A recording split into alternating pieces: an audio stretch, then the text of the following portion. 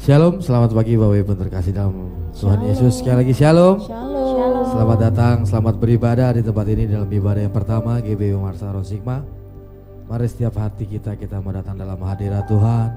Kita mau tundukkan kepala kita mau saat teduh sejenak. Kita mau mengucap syukur untuk setiap kebaikan Tuhan yang boleh terjadi dalam kami ya Bapa. Setiap berkat-berkat Tuhan yang boleh terjadi dalam hidup kami. Kami mengucap syukur, Engkaulah Yesusku, Engkaulah penyelamatku. Tiada yang seperti Engkau Yesus. Setiap hari kami mau menemukan keajaiban-keajaiban dari-Mu. Haleluya, Engkaulah penghibur, Engkau pelindung. Engkau adalah menara kekuatan kami Tuhan. Pada pagi hari ini kami mau bernyanyi dan bersorak bagi Engkau. Haleluya, haleluya. Selama-lamanya kami mengasihi Engkau Yesus. Tiada janji yang seperti Engkau, janji yang ada padamu ya Bapa. Haleluya, haleluya. Haleluya, kami mau bersyukur. Haleluya. Yesusku penyelamat, tiada yang seperti Engkau. Setiap hari ku memuji keajaiban kasih-Mu, penghibur, pelindung,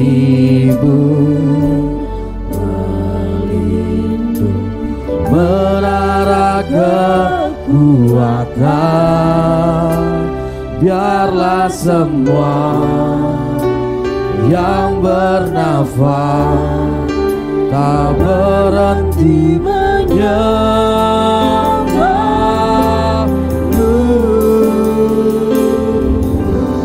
Nyanyi dan bersoraklah bagi Dia, puji dan hormat kuasa bagi Raja.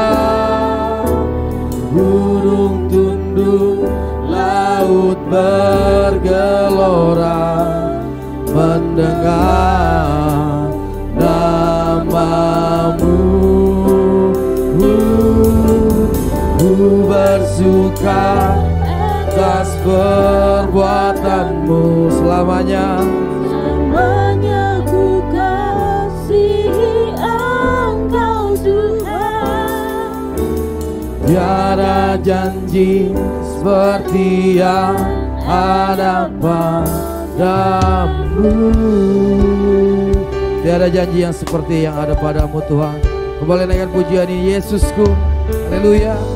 Yesusku penyelamatku, tiada yang seperti Engkau.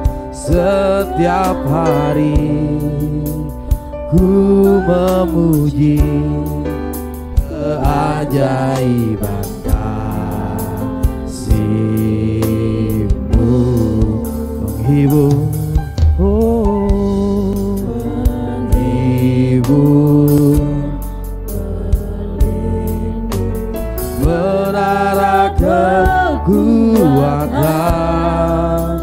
Biarlah semua sama-sama jemaat Tuhan kita bangkit berdiri. Haleluya. Tidak berhenti menyembah, menyembah-Mu. Nyanyi dan bersoraklah, Nyanyi dan bersoraklah bagi Dia, pujian hormat kuasa bagi Raja. Gunung tunduk, laut bergelora mendengar nama-Mu. Ku bersuka atas perbuatan-Mu selama-lamanya. Selamanya ku kasihi Engkau Tuhan. Tiada janji seperti yang ada padamu. Lebih sungguh lagi katakan, nyanyi dan bersoraklah. Haleluya. haleluya. Nyanyi dan bersoraklah baginya. Pujian hormat, pujian hormat, kuasa bagi Raja. Gunung tunduk, laut bergelora, mendengar namamu. Ku bersuka atas perbuatanmu, lamanya ku kasihi Engkau Tuhan. Tiada janji seperti yang ada pada, tiada janji seperti yang ada pada, tiada janji seperti yang ada padaku.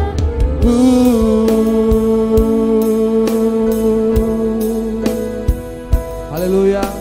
Kami datang menyembah Engkau Tuhan. Mari semua jemaat Tuhan kita angkat suara, kita sembah Tuhan. Haleluya. Haleluya. Syukur bagimu Tuhan. Kami menyembah. Syukur bagimu. Kau Allah yang layak kami sembah. Haleluya. Tiada janji yang seperti janji padamu Tuhan. Kami mau bersyukur. Haleluya. Haleluya. Kaulah penyelamat kami. Oh, glory bagimu Yesus. Kami sembah.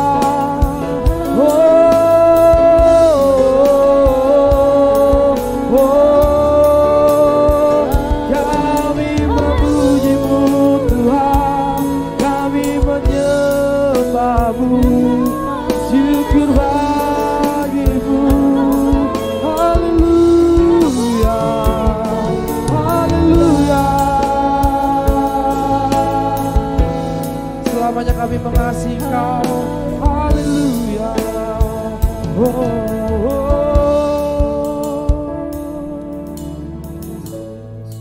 Haleluya, haleluya. Mari kita berdoa. Kembali kami bersyukur ya Bapak, boleh pagi hari ini kami boleh berkumpul di tempat ini. Bukan karena kuat dan gagah kami, tapi karena karunia kasih yang berasal daripadamu Tuhan. Kami boleh beribadah pada hari ini. Kami boleh punya kesempatan untuk memuji dan meninggikan nama-Mu ya Bapa. Berkati ibadah ini dari awal pertengahan hingga akhirnya. Hanya nama Tuhan Yesus yang kami puji dan kami muliakan di tempat ini. Haleluya, haleluya. Kami sudah berdoa di dalam nama Tuhan Yesus. Mari bersama-sama jemaat Tuhan kita membacakan pengakuan iman rasuli.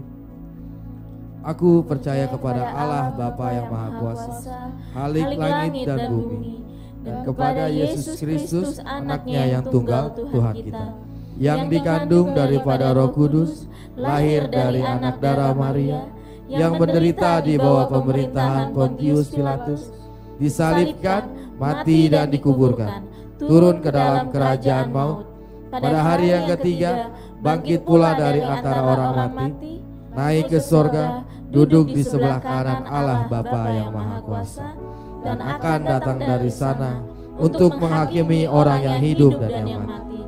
Aku percaya kepada Roh Kudus, gereja yang kudus dan am, persekutuan orang kudus, pengampunan dosa, kebangkitan orang mati, dan hidup yang kekal. Amin. Beri kemuliaan bagi nama Tuhan. Haleluya, haleluya, haleluya.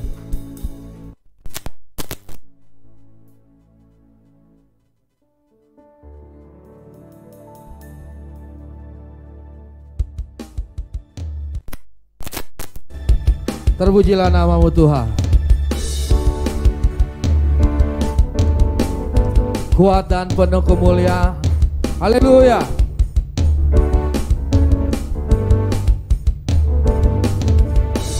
Terpujilah nama-Mu Tuhan. Kuat dan penuh kemuliaan. Satu suara kami nyatakan kebesaran-Mu tetap selamanya. Terpujilah nama-Mu, terpujilah nama-Mu Tuhan. Ajaib, ajaib dan penuh keagungan. Satu hati kami nyatakan, kerajaan-Mu kekal selama-lamanya. Kerajaan-Mu kekal selamanya. Wow, wow, wow, wow. Engkaulah Raja atas dunia, yang menghancurkan kutuk dan membebaskan jiwa. Kami bersorak, bertepuk tangan. Engkau Tuhan berjaya dan memerintah untuk selamanya. Haleluya. Terpujilah nama-Mu Tuhan. Ajaib dan penuh keagungan. Ajaib dan penuh keagungan. Satu hati kami nyatakan, kerajaan-Mu kekal selamanya. Wow, wow, Engkaulah Raja atas dunia, yang melakukan musuh dan membebaskan jiwa. Kami bersorak, bertepuk tangan. Tuhan berjaya dan memerintah untuk selamanya. Kaulah Raja atas dunia, yang menghancurkan kutuk dan membebaskan jiwa. Engkaulah Raja atas dunia, yang menghancurkan kutuk dan membebaskan jiwa. Kami bersorak, bertepuk tangan. Engkau Tuhan berjaya dan memerintah untuk selamanya.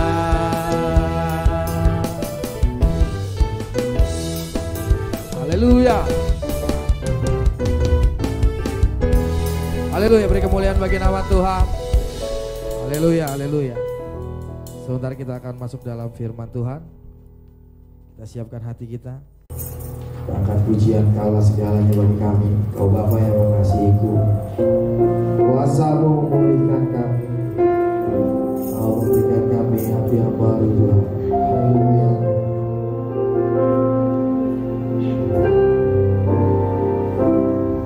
Kau Bapa yang mengasihimu, kuasa-Mu memulihkanku,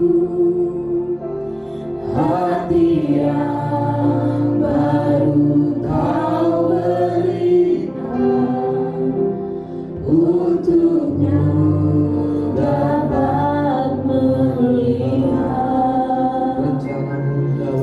rencana-Mu indah bagiku. Kau ada di setiap jalanku, harimu halus dan lapang akan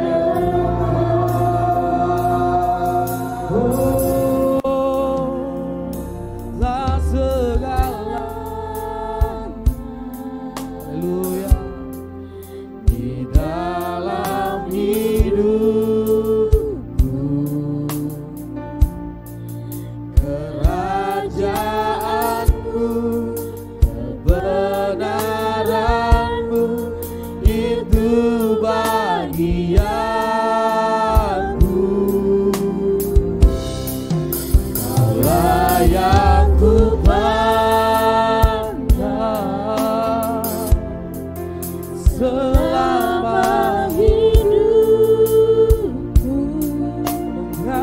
mengasihimu, memuliakanmu, Bapa dan Rajaku. lebih sungguh lagi kita angkat pujian ini. Kau Bapa yang mengasihi, Kau Bapa yang mengasihiku, kuasa-Mu memulihkanku, hati yang baru Kau berikan, untukku dapat melihat rencana-Mu indah bagiku. Rencana-Mu indah bagiku, Kau ada di setiap jalanku. Hatiku haus dan lapar akan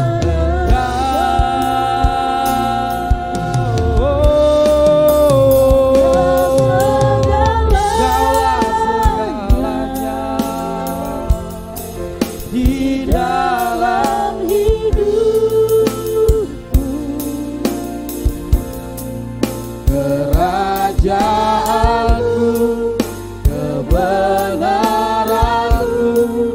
itu bagianku. Kaulah yang ku pandang, selama hidup. Kami mau mengasihi-Mu Tuhan, mengasihi-Mu, memuliakan-Mu, Bapa dan Rajaku.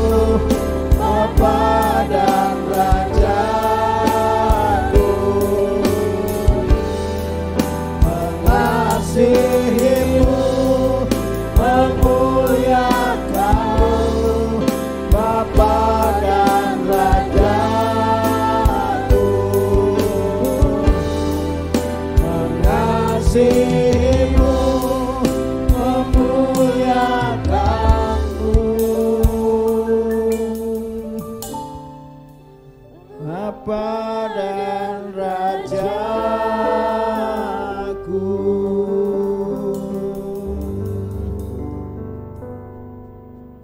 Inilah yang menjadi ungkapan dari setiap hati kami yang paling dalam, merupakan doa bahwa kami rindu selalu mengasihi Tuhan dengan sepenuh hati, dengan segala kekuatan dan akal budi kami, karena Tuhan telah mengasihi kami lebih dahulu.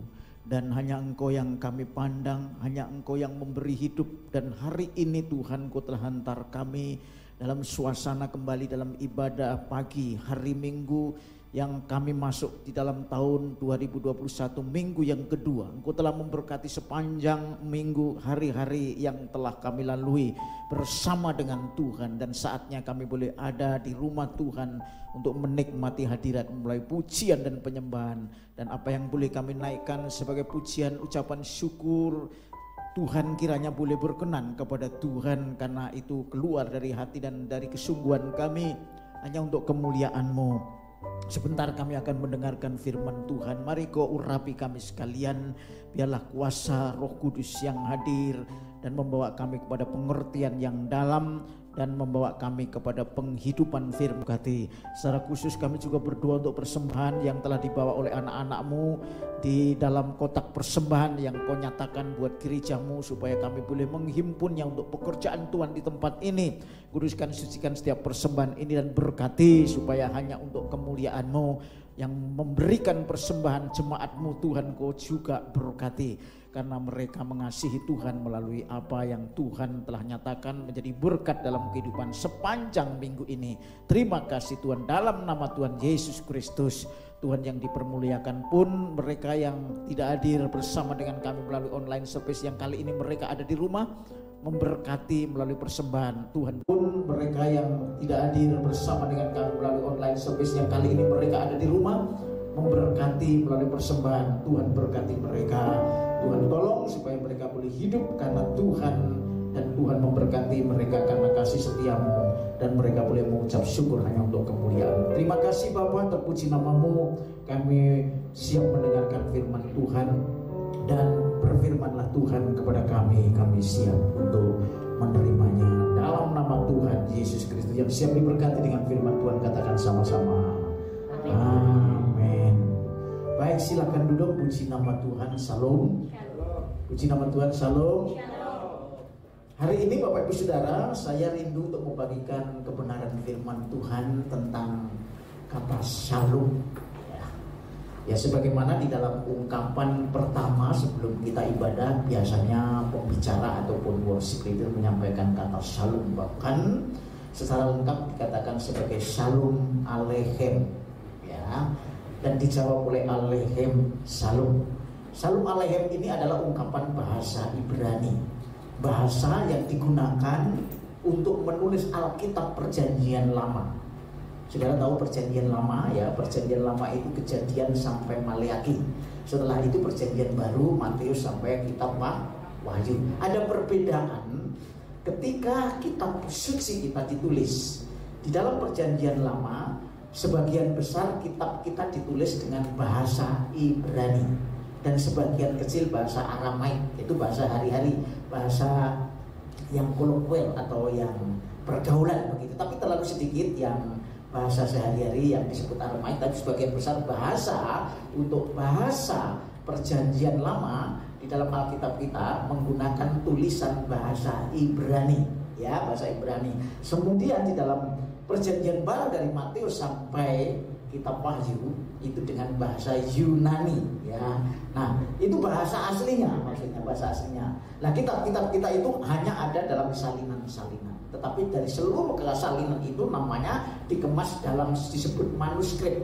Manuskrip salinan, banyak salinan, dan itu nanti direkonstruksikan sebagai satu kitab. Ternyata kitab kita itu memenuhi bahwa aslinya itu sebagaimana manuskrip itu yang dikodifikasikan oleh bapak-bapak gereja. Dan kita tidak perlu ragu bahwa kitab kita itu tidak asli, karena terlalu banyak salinan manuskrip yang menurut kode etik sastra, hasil karya ilmiah atau karya sastra, itu kitab-kitab Perjanjian Lama, Perjanjian Baru itu sangat besar jumlahnya. Tidak ada kitab yang sebesar kitab Perjanjian Baru yang jumlah manuskripnya itu, salinannya itu terlalu banyak. Padahal itu adalah kitab yang merupakan karya sastra yang lama. Nah, Bapak Ibu Saudara, langsung masuk dalam kata shalom. Jadi kalau saya mengatakan shalom, Bapak Ibu Saudara juga mengatakan shalom. Kalau saya mengatakan shalom aleichem, Bapak Ibu Saudara mengatakan aleichem shalom. Itu artinya apa? artinya itu salam sejahtera bagi kamu. Ya. Salam sejahtera bagi kamu. Artinya salam itu adalah dari kata salam yang dalam bahasa Ibrani itu ada banyak ragamnya, tetapi intinya adalah semua baik. Yang pertama itu adalah tidak ada perselisihan. Ya, kalau kita berbicara tentang salum atau salam bahasa Indonesianya, ya itu tidak ada perselisihan. Orang yang tidak ada perselisihan berarti damai. Dan itu yang dicari oleh manusia. Ya, setelah manusia jatuh dalam dosa, kedamaian itu semakin langka dan dicari terus menerus. Bahkan di dalam keluarga pun suka berantem karena tidak ada salom, tidak ada salam, tidak ada damai. Nah itu yang pertama. Jadi kata salom pertama itu perlawanan dengan kata berselisih. Jadi kalau ada orang yang mengatakan salom di gereja terus pulang berantem sama istri, sebetulnya sama suami, sebetulnya itu bohong. Ya. Kalau saudara dan saya di sini mengatakan salom, saudara menyambut salom alaihim, alaihim shalom, sampai keluar gereja bertemu berantem, itu bohong. Itu namanya munafik. Nah, oleh karena itu kalau kita mengatakan sesuatu itu jangan sembarangan, seolah-olah itu hanya klise, hanya sesuatu yang diangkat melalui mulut tetapi sebetulnya arti dan hayatinya tidak ada. Karena kalau saudara mengatakan shalom berarti saudara diberkati dengan damai sejahtera. Gitu ya. Shalom bagiku berarti saya diberkati dengan damai sejahtera Allah. Ya. Oleh karena itu Bapak Ibu tidak bisa kita semena-mena hanya mengatakan bahwa keagamaan itu berbicara tentang ritual, mengungkapkan sesuatu seolah-olah menjadi kebiasaan. Dan itu sering terjadi di lingkungan gereja, umat Kristen hanya mengatakan shalom, padahal hatinya tidak pernah ada shalom. Hatinya jauh dari kedamaian, saudara. Ini saudara yang harus kita perhatikan. Di samping bahwa itu tidak berselisih, itu juga tenang tanpa ancaman. Jadi orang yang shalom itu tidak ada ancaman. Makanya Yesus mengatakan bahwa melalui Yesaya 9 ayat 5 dikatakan bahwa Yesus itu raja damai. Rajanya damai, saudara. Saudara tahu raja. Raja itu yang berkuasa untuk menciptakan dan menghadirkan kedamaian. Itulah Yesus, karena agama Kristen adalah agama kedamaian. Kehidupan orang Kristen adalah kehidupan kedamaian. Nah ini yang penting saudara, walaupun kita masih tahun baru, tapi hidup kita gak damai, percuma. Damai itu harus kuat. Negara pun selalu merindukan bahwa Indonesia dari Sabang sampai Merauke, setiap presiden menginginkan dari Sabang sampai Merauke yang penting stabilitas keamanan. Kalau gak aman orang itu takut. Akhir-akhir ini sedang dilanda COVID-19. Tentu saudara juga merasa tidak aman kan? Karena apa? Menggunakan masker. Tapi kan ada cara untuk mengatasi itu supaya aman, saudara. Menggunakan masker, cuci tangan, jaga jarak, sedemikian rupa supaya saudara terhindar dari apa yang disebut penularan COVID. Nah inilah cara bagaimana kedamaian itu juga ternyata juga harus diusahakan. Tetapi bagi Tuhan bahwa sumber kedamaian itu berasal dari Tuhan. Bagi orang Kristen maksud saya. Jadi saudara dan saya hari ini mendengarkan firman Tuhan tentang shalom atau dalam bahasa Yunaninya itu Irene. Jadi kalau ada namanya Irene, Ibu Irene Handono ya sudah pernah dengar ya. Itu adalah orang yang mempunyai salam damai sejahtera. Tapi kalau hidupnya ricuh tiap hari lebih baik diganti namanya. Ya kan? Jadi nama Irene itu nama damai sejahtera, nama damai, nama yang orang suka berdamai. Saudara di samping tanpa ancaman, gangguan atau hambatan itu juga sehat. Jadi orang yang shalom itu orang yang sehat. Makanya Yesus itu raja damai untuk memberi kesehatan juga bagi saudara. Jangan hanya sekedar mengklaim bahwa Yesus itu raja damai, saudara mengklaim kesehatan untuk saudara boleh, tetapi saudara harus hidup dalam kedamaian. Amin. Itu lebih penting, saudara. Saudara dan saya mengklaim damai, sejahtera bagiku, tetapi hidupmu tidak pernah berdamai dengan diri sendiri, hidupmu tidak pernah berdamai dengan orang lain, percuma. Enggak ada gunanya. Saudara hanya ingin damai, sesuatu yang damai itu artinya bahwa hanya diterima. Itu ya memang, damai itu pasti pemberian ya. Karena raja damai itu Tuhan, kalau tidak diberi oleh Tuhan kita tidak bisa menerima kedamaian. Tetapi kalau orang hanya menerima kedamaian, saudara sendiri tidak bisa mendamaikan dirinya, dengan saudara sendiri dan dengan orang lain itu percuma. Makanya sebetulnya pola khotbah hari ini saya mempunyai 3 subtema, yaitu berdamai dengan Allah, berdamai dengan manusia, dengan diri sendiri, dan berdamai dengan Allah, dengan sesama. 3. Kedamaian itu harus diwujudkan dalam 3 arah, yaitu damai dengan Allah, damai dengan diri sendiri, damai dengan sesama. Itu harus kita jaga, harus perhatikan benar, saudara. Kedamaian dengan Allah, saudara, tidak bisa mengupayakan karena kita berdosa. Yang mengupayakan itu Tuhan. Itulah sebabnya Tuhan turun menjadi manusia, menjadi korban penebus dosa buat saudara, supaya hubungan saudara dan Allah yang disebut Bapa itu menjadi terjalin. Itu yang disebut penebusan. Jadi orang yang berdosa, orang Kristen tadinya, di dalam Alkitab dikatakan orang yang sudah terlempar jauh dari Allah, seperti orang yang sudah tergadaikan hidupnya untuk kuasa kegelapan.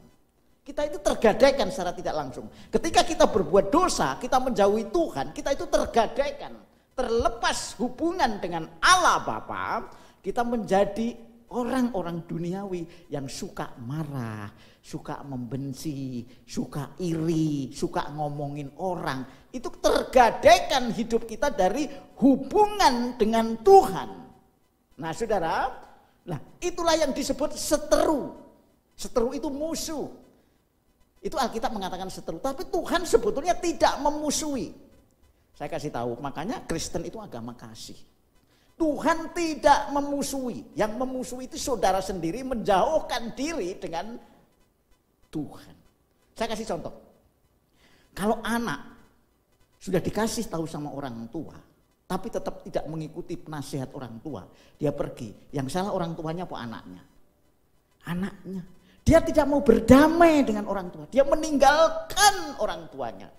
Nah itu menjadi seteru, dalam Alkitab dikatakan seteru. Itu karena dosa yang tinggal di dalam diri orang itu sehingga meninggalkan orang tua.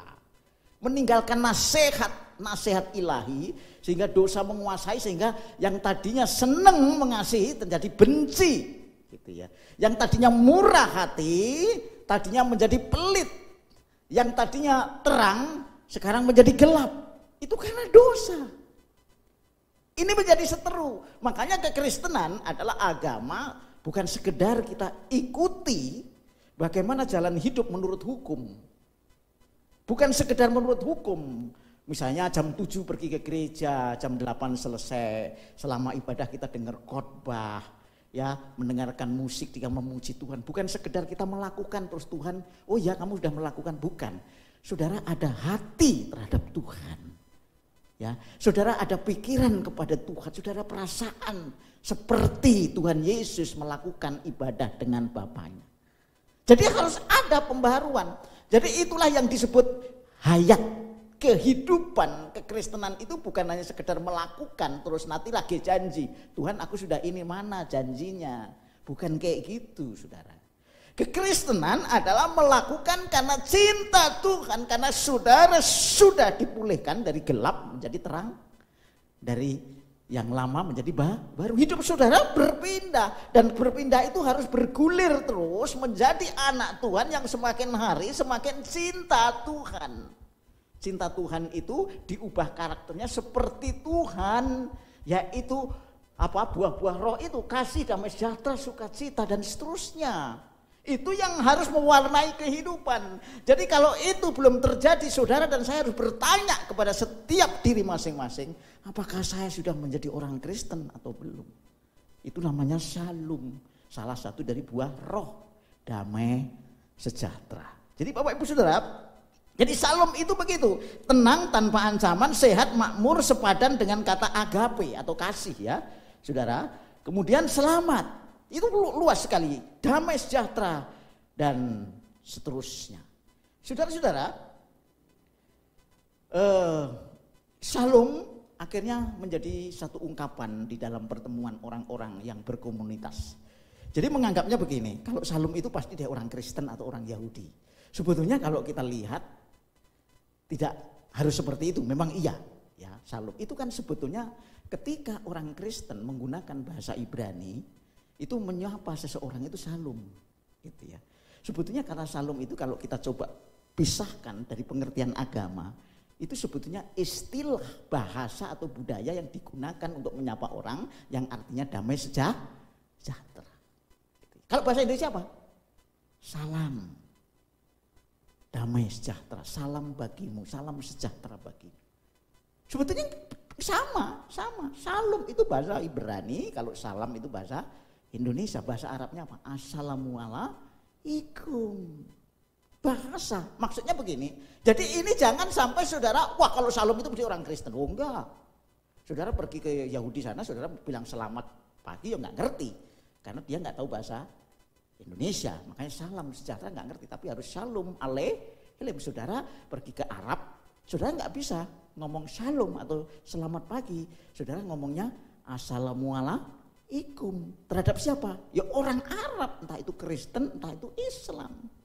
Gitu loh saudara ya. Jadi ini budaya tapi ditulis di dalam Alkitab. Jadi Alkitab itu bagian dari budaya yang kita harus pisahkan. Tapi yang penting maknanya dan bagaimana menggunakannya, tepat waktu dan tepat tempat.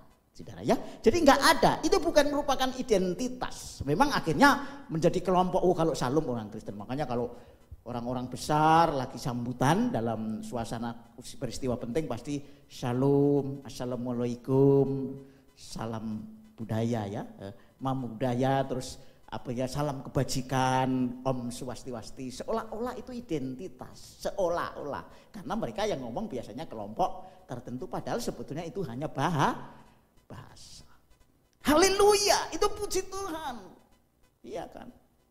Alhamdulillah, sama saudara. Lah yang saya ingin sampaikan adalah kita harus menghidupi dan memaknai kata Shalom, kata salam itu. Saudara dalam Alkitab perjanjian terjemahan lama dulu, terjemahan lama, itu ketika Yudas itu mau menyapa Tuhan Yesus, mau mencium dia sebelum Yesus diserahkan, itu katanya Assalamualaikum. Karena memang bahasa Indonesia mengadopsi bahasa Arab menjadi bahasa Melayu dan bahasa Indonesia. Itu coba kalau Bapak Ibu Saudara punya Alkitab terjemahan lama, itu ada kata Assalamualaikum, itu bahasa saudara. Jadi kita harus punya wawasan seperti itu. Jangan saudara takut menggunakan kata Assalamualaikum. Kalau saudara ngerti maknanya ya enggak apa-apa. Tapi kalau cuma enggak tahu ya percuma saudara menggunakan bahasa tapi enggak ngerti. Bagi kami ya, bagi kita tentu gitu. Ya kan? Kalau kita orang bahasa Indonesia ngomong sama jemaat kan bahasa Indonesia, enggak mungkin kan bahasa isyarat begini kan. Ngapain? Kalau Bapak Ibu Saudara nggak bisa ngomong, mungkin saya pakai bahasa isyarat. Nah, ini maksud saya. Jadi Bapak Ibu Saudara, kita memaknai kata Shalom itu akhirnya merupakan keragaman ucapan selamat dari berbagai budaya yang seolah-olah kesannya menjadi identitas kelompok tertentu. Seolah-olah, tapi padahal sebetulnya enggak. Misalnya ya, di dalam Yohanes pasal 20 ayat 19 ya. Yohanes 20 ayat 19 ya. Yohanes 20 ayat 19. Ini penting supaya kita memahami dan saudara semakin luas punya pandangan tentang kekristenan. Itu saudara semakin, enak hidup ini, tidak terikat, tidak tertekan dan merasa saudara paling benar. Ya, saudara bisa mengerti keadaan orang yang mungkin tidak sampai ke situ, saudara ya mengikuti aja. Karena apa? Karena memang mereka belum sampai ke situ, tapi saudara sudah lebih mengerti dari hal itu. Coba saya akan bacakan buat saudara dan saya.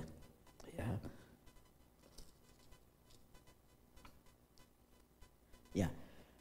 Yohanes pasal 20 ayat 19 yang berbunyi, ketika hari sudah malam pada hari pertama minggu itu berkumpullah murid-murid Yesus di suatu tempat dengan pintu-pintu yang terkunci karena mereka takut kepada orang-orang Yahudi. Pada waktu itu datang Yesus dan berdiri di tengah-tengah mereka dan berkata, damai sejahtera bagi kamu. Ini menggunakan kata eirene humi ya. Eirene humin ya.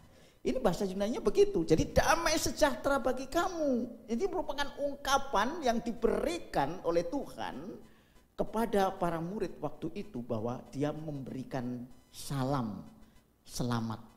Gitu ya. Oleh karena itu Bapak Ibu Saudara, itu merupakan ungkapan dalam bahasa Ibraninya Shalom Aleichem, dalam bahasa Yunani eirene yumin ya, dalam bahasa Arabnya assalamu alaikum. Terus dalam bahasa Inggrisnya peace unto you, ya peace be unto you. Bahasa Indonesianya salam sejahtera bagi kamu itu artinya begitu. Nah, Bapak Ibu saudara yang dikasih Tuhan, akhirnya kata salam ini kita mengambil satu kesimpulan bahwa di dalam salam, kata salom, di dalam irene, di dalam asalam, di dalam salam, ya, di dalam peace, itu adalah mempunyai kandungan makna damai, sejahtera. Ini sebetulnya intinya saudara. Dari kata-kata itu dalam Alkitab terlalu banyak disebut bahwa Tuhan Allah kita itu memberi damai sejahtera. Ya. Artinya apa? Mendamaikan manusia berdosa dengan dirinya. Karena apa? Tadi sudah saya katakan di depan bahwa manusia sudah jatuh dalam dosa, perlu didamaikan. Nah, mungkin saudara ini sering sekali sih ngomong masalah berdosa, didamaikan, diampuni. Saudara, kadang-kadang kita nggak ngerti cara menghidupi pengertian bagaimana saudara didamaikan oleh Yesus dengan Allah. Itu artinya apa, saudara? Saudara-saudara yang dikasihi Tuhan, kita akan mendalami bahwa satu hal yang saudara dan saya harus pegang adalah kematian dan kebangkitan Kristus adalah dasar pendamaian orang berdosa dengan Allah. Dari Tuhan sudah menyediakan. Kedamaian itu ini loh. Enggak ada. Karena Tuhan mengatakan, akulah jalan, kebenaran dan hidup, tak seorang pun sampai kepada Bapa. Itu Allah. Allah itu disebut Bapa itu. Kalau bagi orang Kristen Allah itu disebut Bapa. Karena sudah hubungannya sudah menjadi anak. Tadinya kita hamba. Jadi kalau ngomong Tuhan itu, kalau orang itu masih ngeraba-raba. Jadi begini, jadi kekristenan itu berangkat dari pengertian ketika belum menjadi orang Kristen, belum menjadi anak Tuhan, anak Allah, dia menyebut Allah itu terlalu jauh. Nggak bisa menyebut Bapa. Karena di luar rumah, ya, seorang yang di luar rumah itu hamba. Hamba itu tidak menjadi ahli waris. Nah, saudara itu adalah keluarga anak Allah. Itu menyebut lingkungan Yesus itu saudara kandung, dia juga juru selamat, dia Tuhan, dia pemimpin, ya, dia juga raja. Tetapi Allah itu Bapa yang tidak kelihatan itu, yang tidak terhampir, yang maha suci dan kudus itu adalah Bapa. Bapa itu hubungan dengan anak. Makanya saudara, ketika saudara sudah berani menyebut Allah itu Bapa, saudara ada damai sejahtera. Karena tanpa damai sejahtera itu saudara tidak bisa berhubungan dengan Allah itu yang disebut Bapa. Saudara, ini luar biasa. Jadi inilah rahasia yang disingkapkan melalui Injil. Saudara, makanya orang Kristen ini senang sekali deh menjadi orang yang sungguh-sungguh Kristen yang sejati. Karena saudara ada di dalam damai sejahtera. Menyebut Allah itu Bapa. Karena kalau kita tidak menjadi anak, kita tidak bisa menjadi ahli waris. Saudara, keluarga yang mempunyai anak pasti ahli warisnya adalah anak. Bukan tetangga, gak bisa. Sampai kapanpun tetangga itu gak bisa mau ngambil harta orang mati yang dimana orang mati meninggalkan anaknya. Gak mungkin. Karena itu saudara, ketika masih jauh dari Allah itu hamba. Dan hamba itu dikatakan hamba dosa. Hamba, tuannya bukan Allah yang di surga. Tuannya adalah dunia ini. Ya. Nah, manifestasinya orang suka mencari Tuhan yang bukan Bapa yang di dalam Yesus itu. Cari gunung kawi, ya kan? Cari orang pinter. Ya, cari agama-agama yang mungkin mereka inginkan untuk memberi jawaban. Tetapi rahasia firman Tuhan hari ini menyatakan bahwa ketika saudara mengerti kata shalom, eirene, salam atau salam, itu ada damai dari Allah yang dinyatakan melalui Yesus Kristus Tuhan. Luar biasa ini. Jadi ini yang harus kita hidupi dan kita renungkan. Saudara diberi damai itu cuma-cuma. Saudara ditebus dari pegadaian setan itu ya. Ini ada salah satu konsep teori tentang penebusan itu. Diambil seolah-olah begitu ya, seolah-olah begitu. Ini juga analogi aja. Seolah-olah saudara tergadaikan oleh kuasa kegelapan hidup saudara itu sebetulnya karena kemauan saudara itu sebetulnya pengaruh dari kuasa dosa yang ada di dalam diri saudara. Tidak bisa kita gambarkan bahwa setan itu tiap hari terus ngerasukin kita terus jadi jahat. Itu melalui proses. Melalui proses. Kalau saudara tidak pernah berubah dari pelit ke murah hati, itu juga proses. Mungkin saudara masih terikat. Kalau saudara dan saya tidak pernah menjadi orang yang rendah hati, ya kan? Itu juga proses bahwa kuasa kegelapan yang namanya roh kesombongan itu ada. Nah ini yang mau dilepaskan oleh Tuhan dan itu hanya dengan kuasa darah Tuhan Yesus dan firman dan Roh Kudus. Saudara itu yang harus, justru ini yang penting saudara. Kalau saudara ingin mendapatkan apa terlalu gampang dari Tuhan. Saudara mau jadi apa itu terlalu gampang. Tapi maksudnya tujuan Tuhan bagi saudara supaya saudara menjadi anak-anak Allah yang sejati. Seperti apa? Anak Allah yang sejati itu apa? Yang memberi sesuatu tidak pandang bulu kepada siapa yang kita beri. Entah itu orang bukan Kristen, entah orang yang lain. Sama kita beri. Seperti Bapa memberikan matahari kepada orang yang melawan Tuhan. Dan memberi kepada orang yang cinta Tuhan. Itu anak Allah yang sejati. Saudara sudah kayak gitu belum masalahnya. Kita sudah berada seperti itu. Itu damai yang kita hidupi. Jadi hidup kita itu berdamai. Dari kita itu harus berdamai. Tapi dari orang lain mungkin dia tidak senang. Itu urusan mereka. Tapi saudara tetap bisa menerima kedamaian dari Tuhan yang kau nyatakan buat orang lain. Itu namanya didamaikan dengan orang lain. Tetapi kita akan belajar tahap demi tahap saudara. Bahwa kedamaian yang pertama itu bahwa saudara didamaikan dengan Allah melalui Tuhan Yesus Kristus. Ya. Kita akan belajar dalam serial ini ke depan. Yang pertama itu bagaimana memperoleh pendamaian dengan Allah.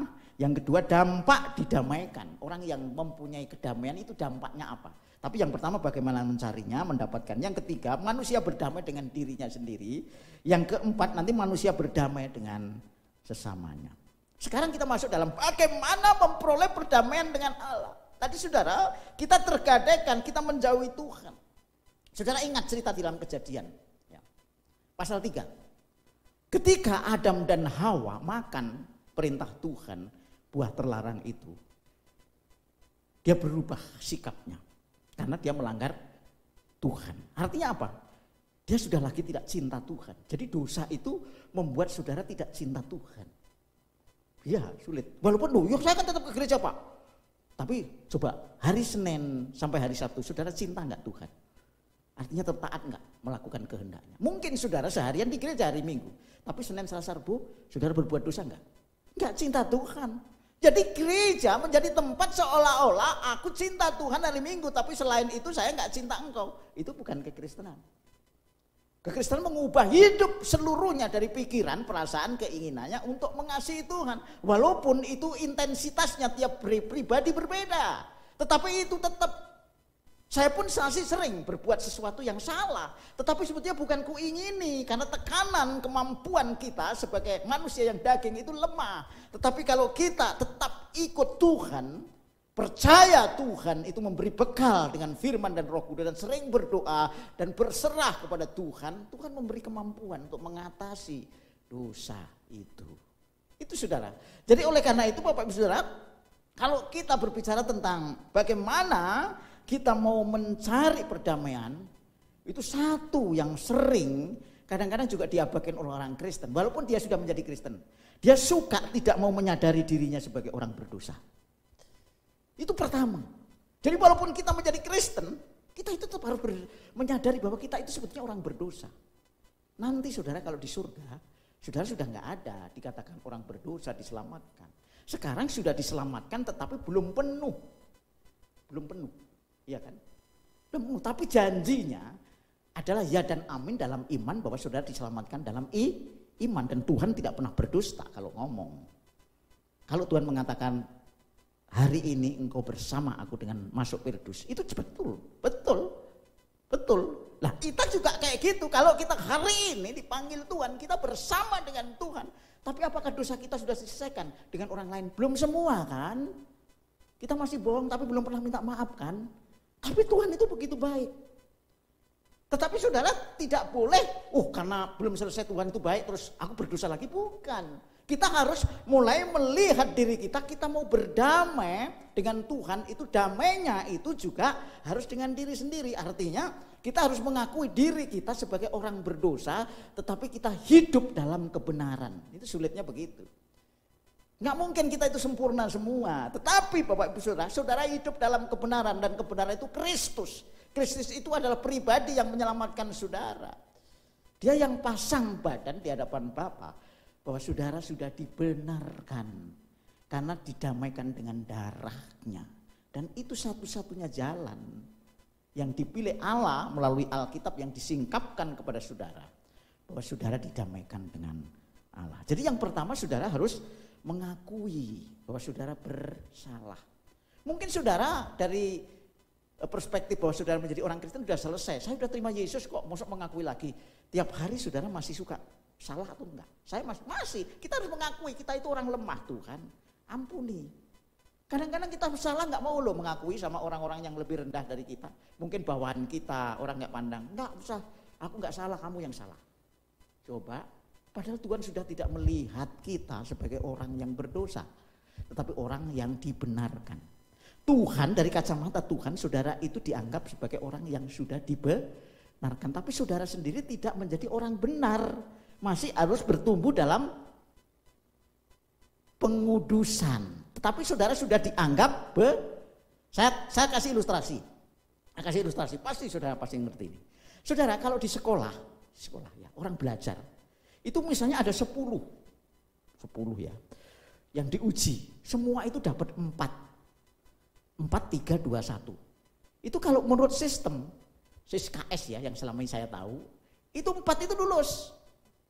Itu lulus, karena apa? Bukan karena kepintarannya, kalau kamu lulus harus 10 dong. Tapi karena sekolah itu harus menjamin bahwa dia harus naik kelas. Jadi 4 itu dianggap A, mungkin 3,5 menjadi B, terus 2,5 jadi C. Itu dianggap, itu yang menjadi jaminan apa? Sekolah. Ngerti ya maksudnya? Aku udah lulus loh Pak. Bangganya, padahal sebenarnya nilaimu berapa dulu? 4. Loh kamu jabat A, ya saya paling tinggi Pak. Nah dia menganggap dirinya paling hebat, padahal itu karena sekolah. Amin, ngerti ya? Itu karena Yesus, kamu itu bisa hari ini masuk dalam Firdaus itu karena Yesus. Sebetulnya kamu gak layak. Coba, itu namanya dibenarkan. Karena kamu menerima Yesus sebagai satu-satunya jalan. Itu loh saudara. Makanya kesimpulannya apa? Saudara gak bisa sombong. Wah petentang-tenteng, Pak ini nilai 4. Tanya sama Pak Lukas itu yang ngajar. Memang dulu 4 Pak nilai. Dulu nilainya apa? Saya sama tetangganya ngomong. Gitu dari ujung satu ujung langit. Pak nilai saya apa? Ditanya cross check sama dosennya. Memang dulu apa? Enggak, dia sebetulnya 4 Pak nilainya. Tapi karena sekolah semua itu di bawah dia ya dia jadi A. Ngerti ya maksudnya? Jadi apa yang kita enggak ada. Saudara mungkin kalau di kelas lain kalah. Pasti kalah. Di kelas yang mungkin ya di kelas sekolah yang unggulan kayak penabur mungkin saudara enggak lulus di situ karena saudara bersaing dengan mereka. Dia dapat 9, yang 9 itu yang A, saudara 4 enggak bakal dapat E itu. Nah, inilah saudara. Ini ya. Jadi ini yang disebut pembenaran melalui perdamaian. Sudah didamaikan. Makanya orang Kristen itu menjadi luar biasa kalau kita memahami tentang arti salam, shalom. Didamaikan. Kita enggak ada kebanggaan. Ya. Kita harus memuji Tuhan. Ya. Sekalipun kita mungkin lebih baik 9 pun, kita juga nggak bisa berbangga. Karena kita dosa, kita satu titik pun bisa membawa kita kepada kematian. Karena anak kasih karunia saudara bisa diselamatkan, itu namanya shalom. Jadi pertama harus mengakui dosa, makanya jangan segan-segan kalau keliru. Ya, mohon maaf sama siapa, maaf Pak, saya tadi ngomongnya kasar. Ya, saya tadi tidak sengaja, ya karena lagi emosi ya. Harus berani gitu. Hendaklah kamu memohon maaf dan saling mendoakan. Yakobus pasal 5 ya, ayat 16 di sana dikatakan supaya kamu disembuhkan. Kadang-kadang kita nggak mau meminta maaf karena merasa kita hebat. Mungkin posisi kita di kantor menjadi orang hebat, masuk maaf sama anak kecil. Orang tua kadang-kadang nggak mau maaf sama anak. Gitu. Anak dong yang minta maaf. Ya enggak. Kalau yang salah orang tua ya minta maaf. Karena masalah maaf, masalah salah dan benar itu Tuhan yang mempunyai penilaian. Karena itu kita harus selalu mengaku diri kita itu adalah orang yang masih rawan terhadap kesalahan. Itu arti didamaikan dengan Allah. Jadi bagaimana mencari itu? Harus kita tetap di hadapan Tuhan. Tuhan, aku lemah, tapi aku kuat karena Engkau. Amin. Iya, aku kuat karena Engkau. Jangan sok pede karena diri saudara. Itu jadi orang Farisi nanti. Jadi sehebat-hebat saudara, mungkin saudara menjadi orang yang setia, menjadi hamba Tuhan. Perpuluhan oke, mungkin ya. Pelayanan oke, nolong orang oke. Saudara nggak bisa mengatakan, ini aku Tuhan. Nggak bisa. Tuhan, aku adalah anakmu yang tidak bisa berbuat apa-apa. Karena kasih karuniamu. Aku bersyukur bisa melakukan itu. Saudara.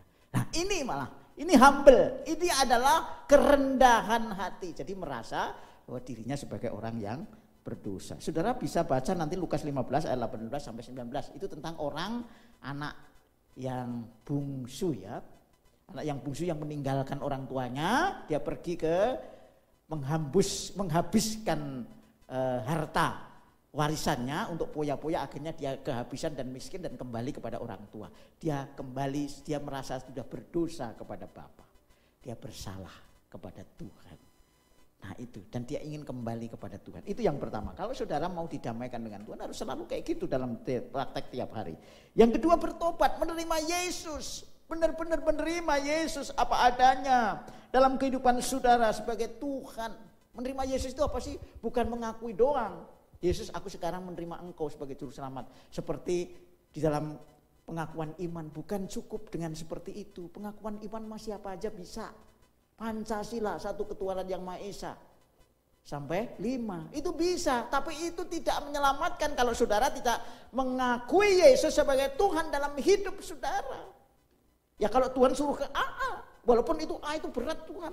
Gak mau ke gereja hari ini. Enggak Tuhan, aku masih ada janji sama orang. Gitu. Ikut Tuhan. Gitu loh. Menerima dia sepenuhnya apa adanya, apa yang Tuhan mau. Katanya raja. Harus diikuti. Dan itu yang membawa kedamaian. Saudara ya. Jadi itu yang kedua. Bertobat menerima Yesus sebagai juru selamat. Yohanes 1 ayat 12. Seberapa banyak yang menerima diberi kuasa menjadi anak Allah. Diberi kuasa hak untuk menjadi anak Allah. Tadi anak Allah yang seperti apa? Memberikan sesuatu kepada orang lain tanpa pandang bulu. Sampai ke situ. Jadi ini Bapak Ibu Saudara, karena itu saya mengajak jemaat di tempat ini. Bahkan siapa yang mendengarkan firman Tuhan hari ini melalui online service, saudara dan saya mari. Pertama, kita harus menyadari bahwa kita itu masih rawan terhadap kesalahan dan kita selalu minta maaf kepada Tuhan. Minta maaf kepada sesama. Ya, itu penting. Ya, jangan latah juga, dikit-dikit minta maaf. Saya punya teman belum ngomong itu, mohon maaf. Loh, apa yang dimaafin? Baru mau ngasih sambutan. Mohon maaf, setiap mau ngomong itu mohon maaf. Apa? Ini juga latah ini. Ya, terlalu baik tetapi nggak ada isinya juga. Setiap kali saat nanti saya mukul Pak Lukas, mohon maaf ya Pak. Besok saya bohongin lagi, mohon maaf ya Pak. Ya kan jadi latah, bukan kayak gitu. Jadi makanya saya sampaikan kebenaran firman Tuhan. Kata-kata itu penting, tetapi tidak lebih penting kalau kita tidak mengerti.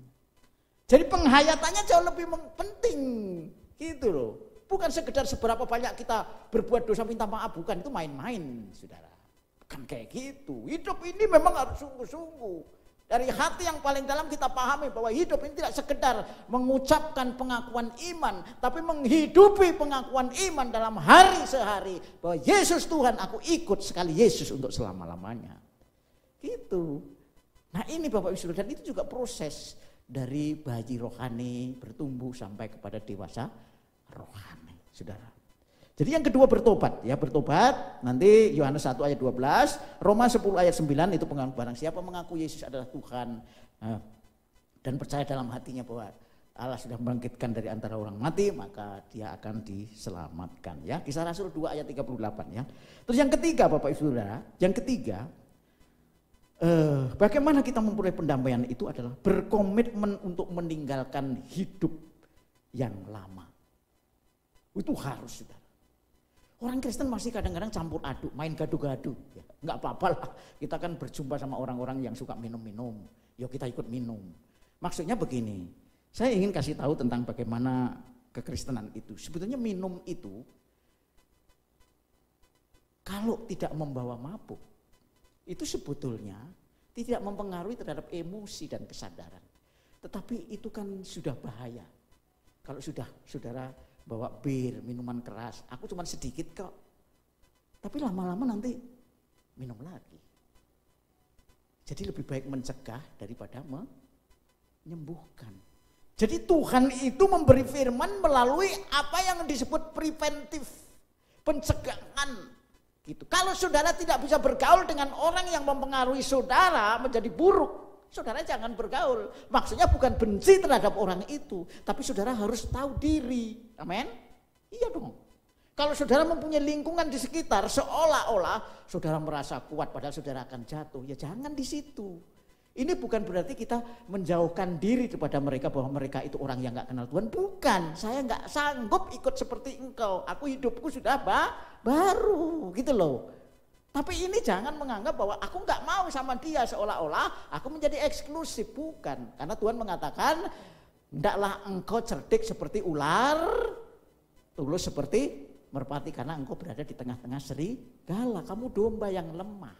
Nah ini maksudnya Bapak Ibu Saudara, itulah yang saudara dan saya harus pahami ketika saudara tidak bisa mengendalikan diri, komitmen saudara itu akan jatuh. Bahwa saudara masih tetap hidup secara lama dan mau hidup secara baru sulit. Sehingga ya baru kalau hari Minggu, Senin lama, Selasa baru, Rabu lama, begitu terus. Nggak ada orang Kristen, sebetulnya kekristenan bukan kayak gitu. Kekristenan itu harus mengandung atau menyajikan kurva kehidupan seperti kurva yang gini. Naik. Saudara tahu kurva ya? Kurva itu grafik. Kalau di dalam tulisan menganalisis sesuatu itu naik trennya gimana? Naik apa turun?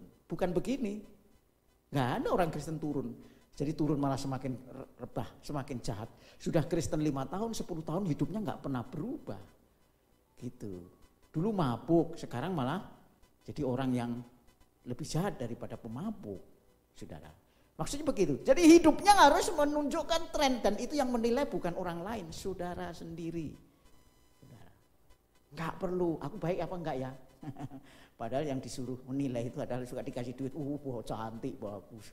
Saudara, ya enggak. Saudara dan saya inilah kehidupan kita sebagai orang, komitmen meninggalkan hidup lama. Karena kita masih hidup dalam daging, keinginan kita itu yang lama-lama itu belum selesai dalam pikiran. Suka masih ada cita-cita enggak? Ngomong-ngomong gitu, kalau keluarga gitu, kali istrinya. Saya dulu sebetulnya kalau sama dia mungkin kaya gitu. Nah enggak kira-kira ya. Sama kamu jadi kayak gini nasib. Ini yang kayak gini ini kan dosa sebetulnya. Tapi berani enggak mengatasi? Saya sudah di kamu sudah menjadi satu.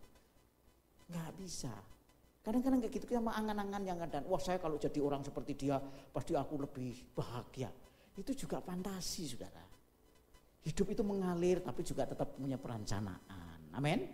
Ya, mengalir bersama dengan Tuhan. Kita kadang-kadang gak tahu, kemarin saya ngomong tentang bagaimana hidup itu dalam misteri kehendak Allah. Kita gak tahu apa yang akan terjadi. Tetapi dengan misteri Tuhan, Tuhan pasti memberi kemampuan untuk menjalani hidup itu walaupun sulit. Iya. Saya kasih ungkapan berkali-kali dalam ilustrasi contoh Alkitab itu Yusuf, anaknya Yakub. Walaupun dia sudah punya visi menjadi orang hebat, tapi seperti apa? Dia nggak tahu apakah jadi senopati, wakil raja, gubernur, nggak tahu. Tapi menjadi orang hebat pasti. Tapi setelah itu harus dijalani. Bagaimana jalannya? Oh, bukan main lika-liku. Ini yang nggak pernah dipelajari. Taunya ini, aku hebat, aku besar. Hebat apa? Saudara harus diproses melalui kehidupan yang sungguh-sungguh itu mengalir bersama dengan Tuhan. Bahkan saudara harus menang atas godaan, kuasa, kegelapan, dosa. Sehingga saudara sampai kepada puncak kehidupan yang disebut anak Allah. Orang Kristen kadang-kadang mau klaim seperti Yusuf. Tuhan aku mau jadi gubernur. Oh enggak bisa. Dunia perjanjian baru sudah tidak lagi persis seperti dunia perjanjian lama. Saya katakan, apa yang terkandung dan tersirat dan teralami oleh orang-orang perjanjian lama, itu kadang-kadang simbol dengan apa yang sesungguhnya setelah saudara menjadi orang Kristen sebagai pengikut Yesus. Jadi meningkatnya saudara menjadi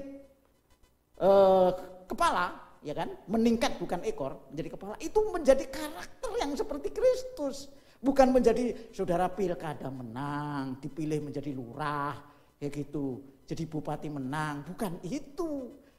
Menjadi direktur, bukan. Saudara. Itu menjadi seperti Kristus. Amin. Loh, berarti kalau yang jadi kayak gitu salah? Enggak salah, itu karunia khusus, saudara ditambahkan.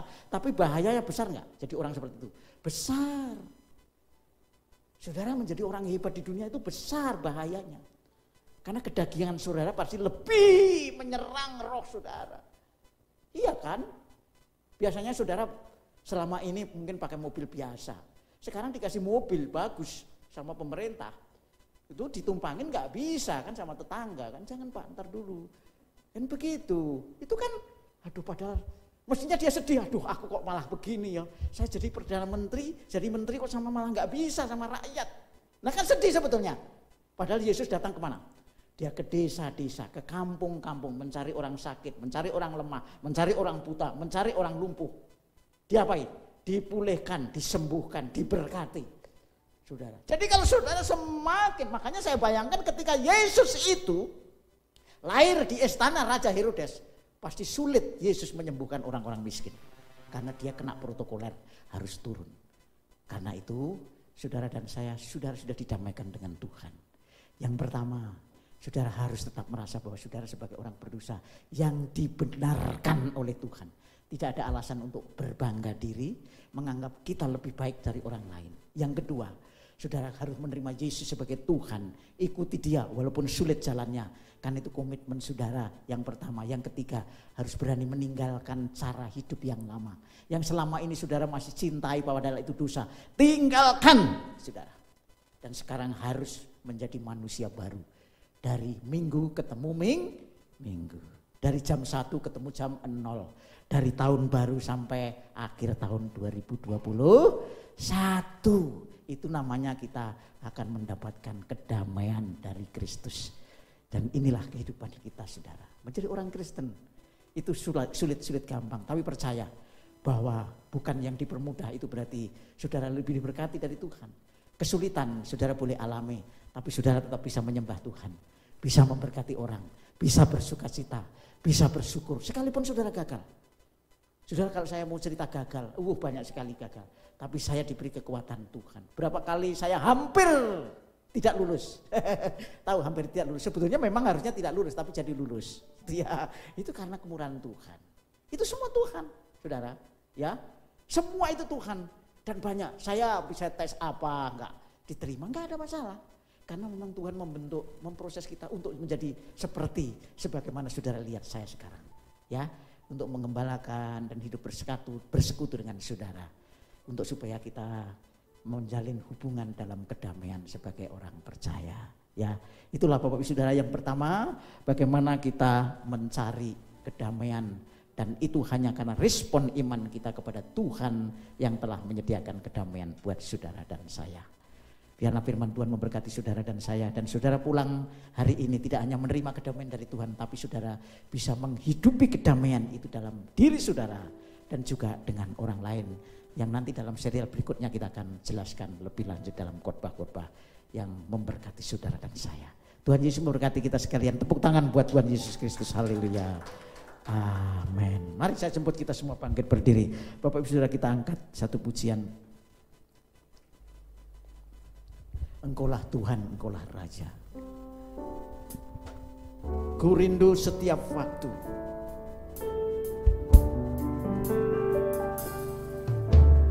Ku rindu setiap waktu hidup di kebenaran-Mu. Bukan dengan kuatku, namun karena Roh-Mu. Yesus kau yang ku pegang teguh. Engkaulah Tuhan, Engkaulah Tuhan. Katakan Engkaulah Raja, Engkau Engkaulah Raja,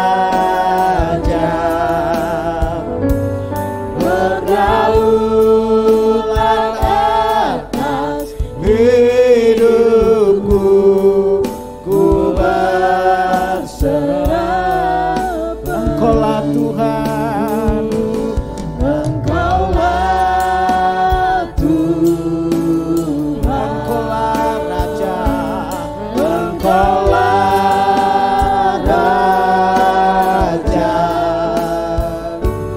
berdaulat atas hidupku, ku berserah.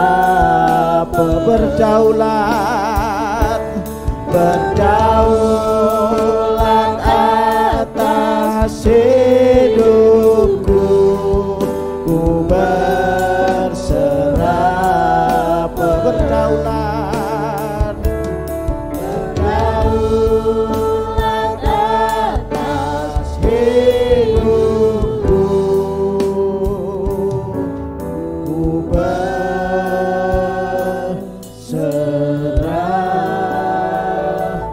penuh. Kembali kami menundukkan diri di hadapan Tuhan, bersyukur atas kebaikan Tuhan melalui firman-Mu yang hari ini telah Kau taburkan buat setiap hati kami yang menerima Engkau sebagai Juru Selamat dan Tuhan.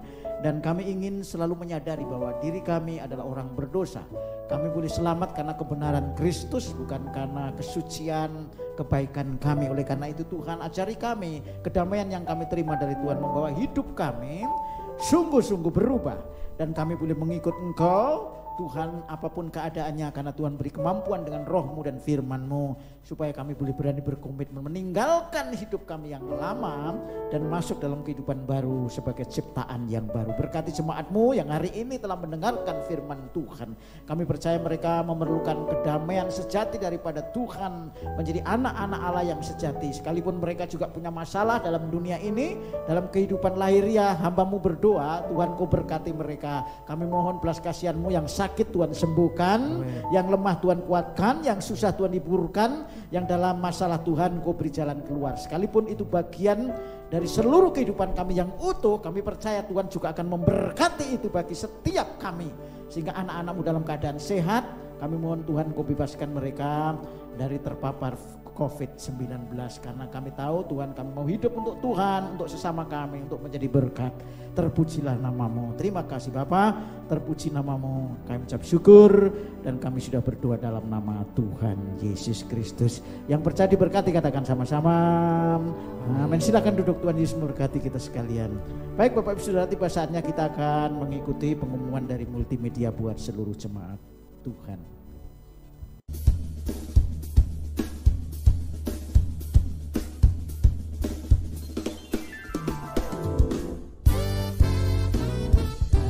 Gereja akan melakukan penyemprotan disinfektan sebelum ibadah gereja dimulai. Jemaat yang datang membawa kendaraan, silakan parkir kendaraan di tempat yang sudah disediakan.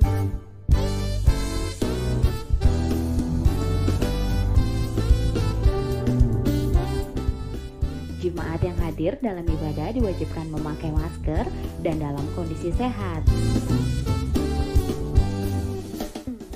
Jemaat dihimbau agar berfellowship tanpa kontak fisik atau salam sehati. Jemaat yang hadir wajib mencuci tangan di tempat yang disiapkan gereja sebelum mengikuti ibadah. Jemaat dapat mengambil amplop persembahan yang akan disiapkan di lobi sebelum memasuki ruang ibadah. Petugas ASER akan melakukan pengukuran suhu tubuh kepada setiap jemaat sebelum memasuki ruang ibadah.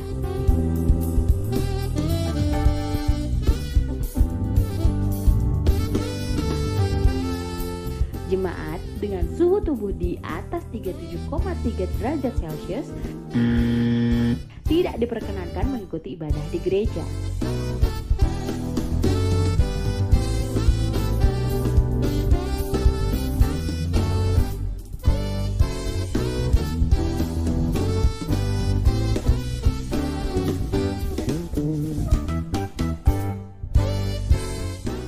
Gereja telah melakukan penataan kursi dengan jarak aman dan jemaat tidak diperkenankan untuk menggeser, meminta tambahan bangku, atau apapun yang mengubah penataan dalam ruang ibadah.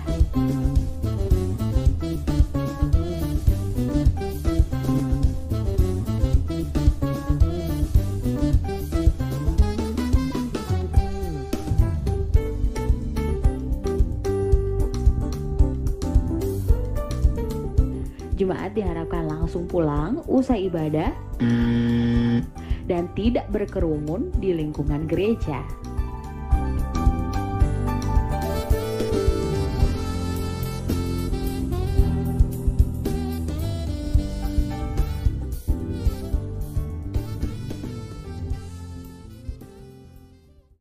Baik Bapak Ibu Saudara, saya jemput kita semua bangkit berdiri dan kita akan sudahi ibadah kita. Kita akan minta berkat daripada Tuhan untuk pulang bersama Tuhan, karena Tuhan adalah sumber damai sejahtera buat saudara dan saya untuk hari ini dan seterusnya. Mari angkat tangan kita, siapkan hatimu, terimalah berkat dari Tuhan Bapa di surga. Kasih yang sempurna, ajaib, mulia dan agung, damai sejahtera di dalam anaknya yang tunggal Tuhan Yesus Kristus sebagai Raja Damai, serta dengan persetujuan Rohnya yang kudus memberkati Bapak Ibu Saudara kita sekalian mulai pagi hari ini sampai selama-lamanya. Tuhan Yesus memberkati kita sekalian. Mari kita katakan sama-sama, amin. Terima kasih Yesus, terima kasih Yesus, puji syukur hanya bagimu ya Allahku, ya Tuhanku. Terima kasih Yesus,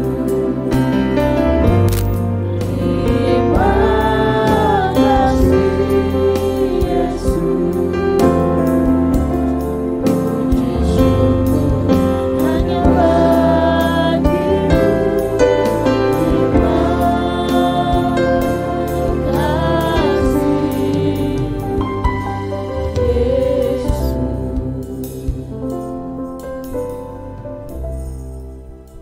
Selamat pulang, Tuhan Yesus memberkati. Shalom Aleichem.